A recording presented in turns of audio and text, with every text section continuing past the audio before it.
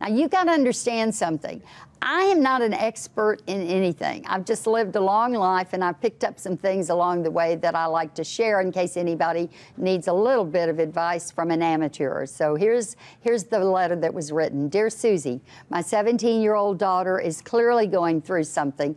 I can tell from her Facebook posts and change in behavior that something is going on, but I can't seem to reach her. Every time I ask her if she's okay, she says yes and blows me off. What can I do to get through to let her know I'm here for her?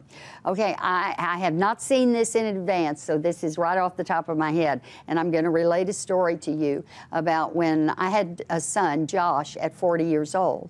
And when Josh was about 13, he sort of began to change, and he would come home, and there was no hi, Mom, and he would go to his room, and I'd go, honey, is something wrong? And he went, I just don't want to talk about anything, and he'd go to his room, and I was feeling shut out. Well, I knew something was wrong, but how do I get him to respond? So what I did was just barge in his room. He hit the ceiling. He said he needed his privacy. I said, listen, there is something wrong, and we're going to talk about this, and I'm not leaving this room until you tell me. And he got madder and madder at me, and then all of a sudden he just blurted out what was wrong.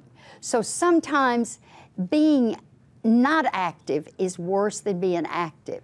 If you love them, help them. Sometimes they feel it's better to shut down. But in that case with Josh, the best thing I could have done was not let him shut down and stay with him until he did tell me. And once he told me, everything worked out great. Fear is always what's going on with young people today. So that's it. So I've got another one for you. Matt wrote in and asked how I deal with rejection. He's trying to find a new job, and it's not going well. Okay, here's the thing. Let me give you the definition of rejection. Rejection is simply not getting somebody to do what you want them to do. Now, you can handle that. That doesn't mean they don't like you. That doesn't mean that you're not qualified. It means that there must be somebody else that's supposed to have that job.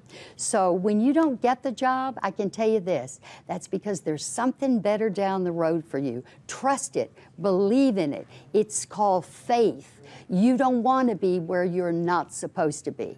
So if you need some advice and want me to take a crack at it, I'm an amateur, but you can send it an email to Suzie at KTXD-TV.com. Thanks for listening.